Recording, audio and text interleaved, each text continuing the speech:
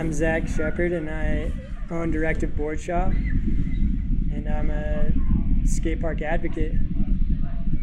I'm Dave Smaley, and I'm a skate park advocate as well. I live in Cache Valley, and yeah, Cache Valley Lifers. Cache Valley Lifer. Yeah, I think Hiram City reached out to Zach at the skate shop, and Zach got a hold of me, and the two of us kind of met with the city and went from there. Yeah, and even before that, I'd heard some just some buzz that they were interested in building a skate park, probably like 2 or 3 years prior. And so every once in a while, probably like once a year, I'd send an email out, just a cold email, like, "Hey, if you guys are interested in building a skate park, know I know quite a bit about skateboarding, and would definitely like to help you guys out." And just out of the blue, one of them, somebody responded to me, like they always responded, but then one of the times they responded and was like, "We're gonna build a skate park." Yeah.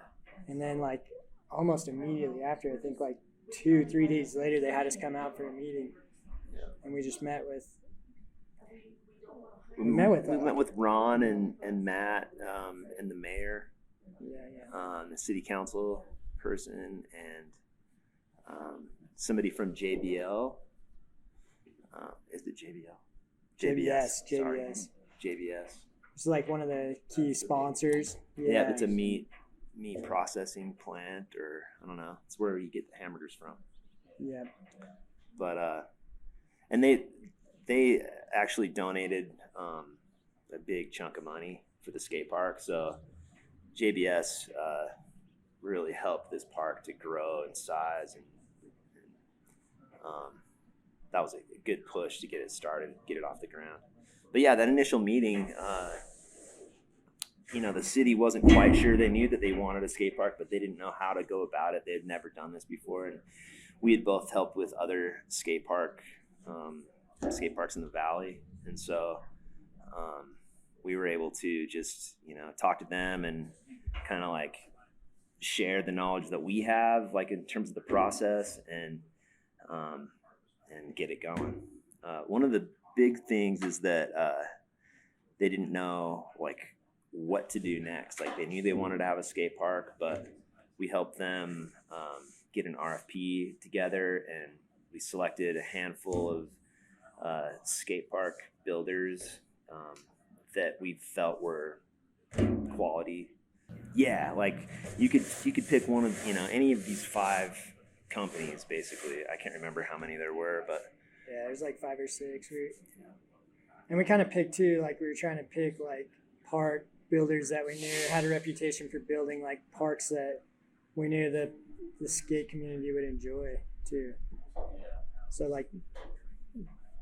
I think when we were going through the list, we definitely had some big names in there, some of the Grindline and Dreamland, some of those companies. Some other, yeah.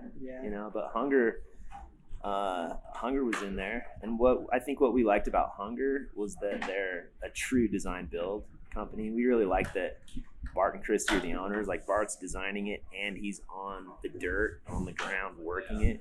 That to us was a big plus. That was one of the main reasons that we picked Hunger. And plus, they just seemed really cool when we interviewed them. They seemed easy to get along with, and it's huge. That's why the skate park turned out so good. I've always said that if concrete costs X amount of dollars per yard or whatever, so you can skate park's going to cost. You can spend a certain chunk of money on the skate park, and it can either be good or bad, and it all comes down to design. So I feel working with these guys was awesome. It was super easy to work with, and they took feedback, and they had a lot of ideas, and Yeah, when we were kind of trying to decide who we wanted to send the RFP out to,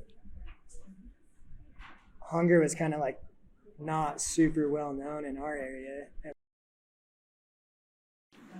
So we were like it was almost a little bit of a shot in the dark, but we sent out the RFPs and then we did a video conference with every person who sent back a proposal.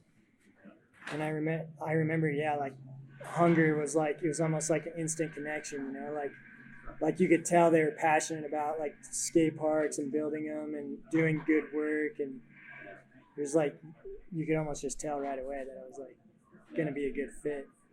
He was the city was definitely relying heavily on our opinion. They put their trust in us to represent the skateboard community here, and so we're thankful for them trusting us. But yeah, that was huge. Like the city definitely gave a lot of control to us in the selection process and like the design, and pretty much at that point they were almost hands off, aside from like doing some of the like engineering and like writing checks, you know, like they were kind of like, they're just like, yeah, you guys, whatever you guys think the community wants, like let's get it, like make it as best as possible.